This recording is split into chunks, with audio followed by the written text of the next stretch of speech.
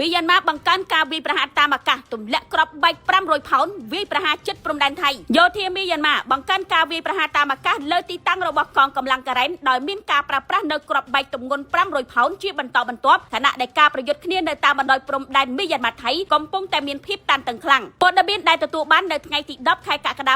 2026នេះយោធាមីយ៉ាន់ម៉ាបានប្រើប្រាស់នៅយន្តហោះដឹកជញ្ជូនប្រភេទ Y12 និងយ៉ា130ទម្លាក់គ្រាប់បែកលើមូលដ្ឋានរបស់កងកម្លាំងការ៉េនក្នុងភូមិមីឡាផាន់ក្រុងម៉ាយ៉ាវ៉ាឌីរដ្ឋកាយិនចាប់ពីថ្ងៃទី9កក្កដារហូតដល់ព្រឹកថ្ងៃទី10ខែកក្កដានេះបើយោងទៅតាមការចេញផ្សាយរបស់ Marine TV Marine បានរាយការណ៍ថាកាលពីយប់ថ្ងៃទី9កក្កដាមានយន្តហោះយោធាមីយ៉ាន់ម៉ាបានទម្លាក់គ្រាប់បែកទម្ងន់500ផោនចំនួន2គ្រាប់បន្ទាប់មកនៅវេលាម៉ោង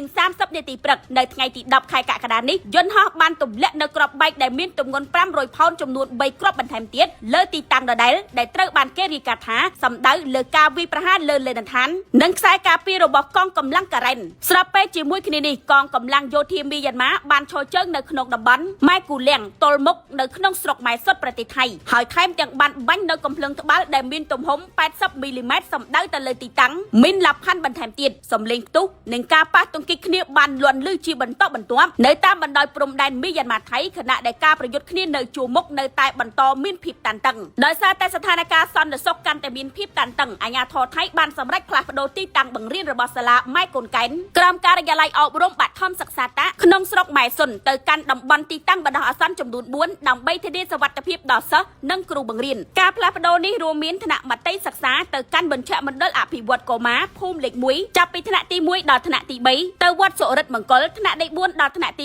6ទៅវត្តម៉ៃមហាវ័នចាប់ពីថ្នាក់ទី7ដល់ថ្នាក់ទី9ទៅសាលារៀនភូមិលេខ1អាជ្ញាធរពាក់ព័ន្ធបានធ្វើការបញ្ជាក់ថាចំពោះទីតាំងបណ្ដោះអាសន្នទាំងនេះនឹងត្រូវបានប្រើប្រាស់រហូតដល់ស្ថានភាពសន្តិសុខនៅតាមព្រំដែនថៃមីយ៉ាន់ម៉ាមានភាពល្អប្រសើរឡើងវិញខ្ញុំជួនអ្នកគ្រី MHJ TV ចាប់ផ្ដើមថ្ងៃថ្មីរបស់លោកអ្នកជាមួយនឹងទឹកពិសាសុខភាពអេយ៉ុងជប៉ុននេះគឺជាការធ្វើតេស្តឈាមរវាង10នាទីក្រោយងើបពីដំណេកពិសាកាហ្វេពិសាទឹកធម្មតានិងទឹកពិសាសុខភាពអេយ៉ុងជប៉ុនចរន្តឈាមក្រោយពីការពិសាទឹកសុខភាពអេយ៉ុងជប៉ុនមានដំណើរការរលូននិងគ្មានភាពស្អិតជាប់គ្នាឡើយទឹកបរិសុទ្ធអាល់កាឡាំងផលិតចេញពីបច្ចេកវិទ្យាប្រទេសជប៉ុនជួយបំពេញជាតិទឹកដល់រាងកាយគ្រប់គ្រាន់ល្អសម្រាប់សុខភាពគ្រួសាររបស់លោកអ្នកបរិភោគទឹកល្អទទួលបានសុខភាពល្អ